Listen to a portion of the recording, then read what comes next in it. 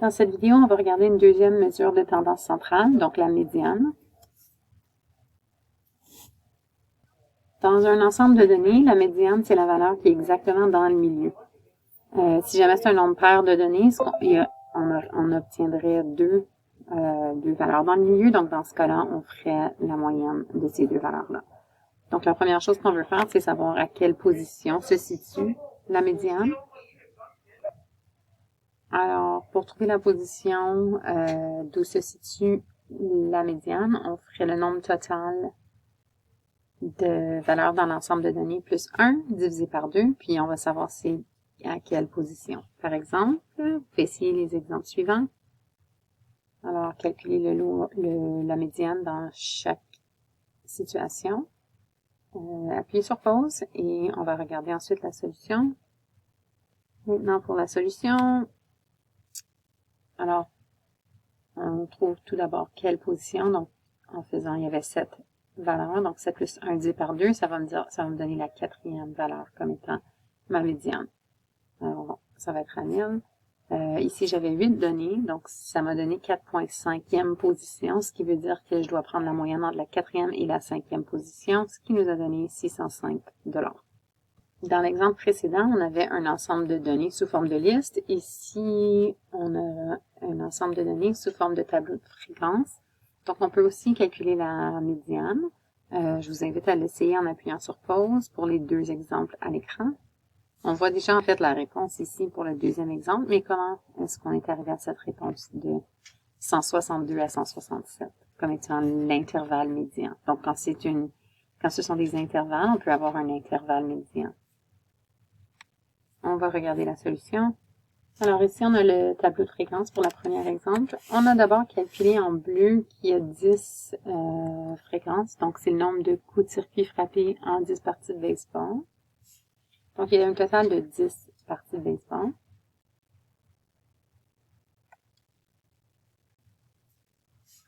Donc ici, si on cherche la médiane, en fait, ce serait premièrement à faire notre 10, donc savoir, donc 10 plus 1 divisé par 2, qui va me donner 5,5.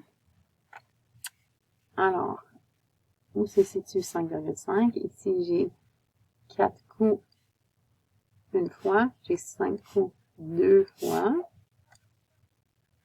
6 coups 0 fois, 7 coups 2 fois, donc 7, ensuite 7,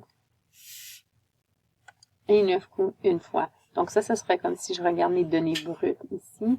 Donc on peut passer d'un tableau de valeurs aux données brutes pour faciliter le visionnement, mais en fait on aurait pu directement, à partir du tableau de fréquence, déterminer où est-ce que c'était.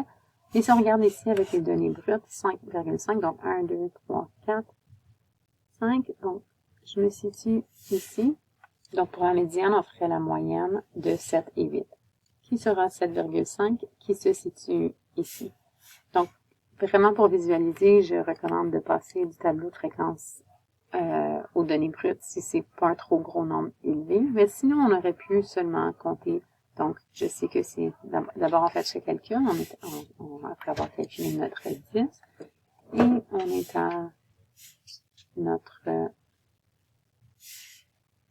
donc entre le 5e et le 6e donné. Donc, il faut trouver c'est quoi. Donc, ça, c'est mon premier, mon 3e, 5e, c'est ici. Donc, on saurait que c'est entre celui-là. Donc, ça se fait à partir du tableau de valeurs. Mais encore une fois, je recommande, si possible, de l'écrire sous forme de données brutes. C'est plus facile.